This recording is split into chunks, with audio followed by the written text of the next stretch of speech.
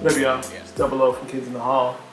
Just wanted to give you a quick little behind the scenes of how I made Kidz In The Hall's brand new single, Dear Eastside. So what I wanted to do with the record was evoke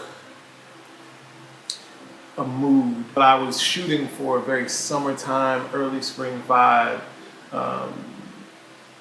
Wanted to really present something that felt like what Knowledge and I originally even got into this game for, to just make really like feel good, hopefully timeless hip hop. And so it starts off with me just playing around with some jazz chords.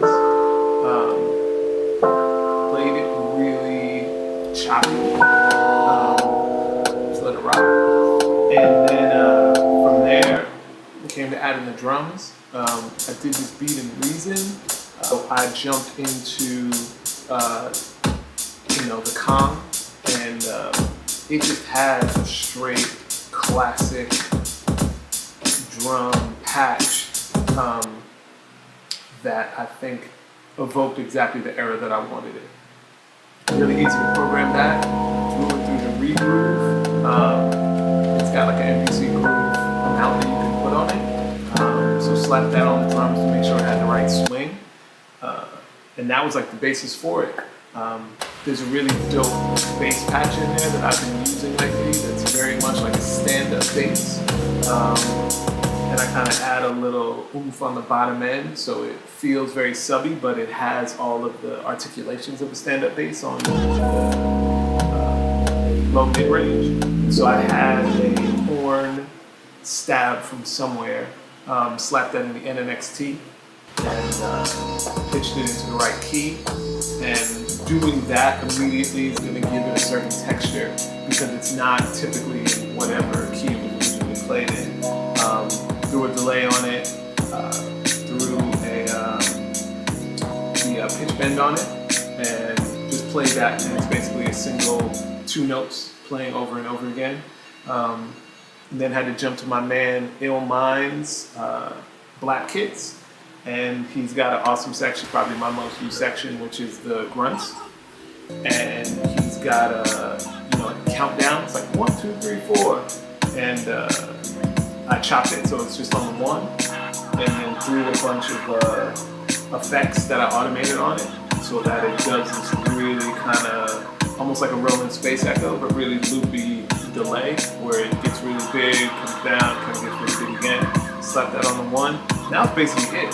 Funny enough, this comes right out of Reason mixed. I never touched it again. So I bounced it out, slapped it in Ableton, and now he was out in California for a couple weeks. When he left, this only had a my Steezo. That was it. And it was empty. And I was like, it's gonna need something.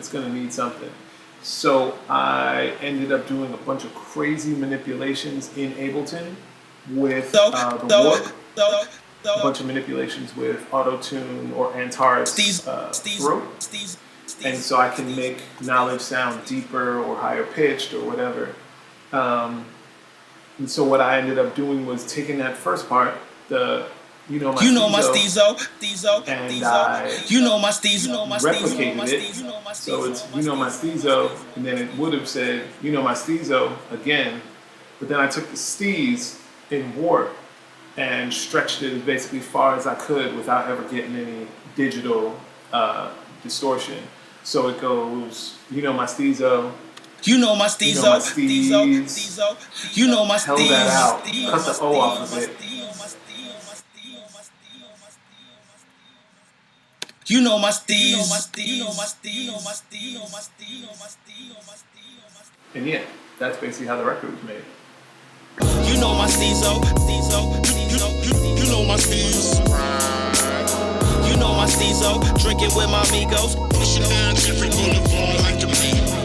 My Steezo, my Steez.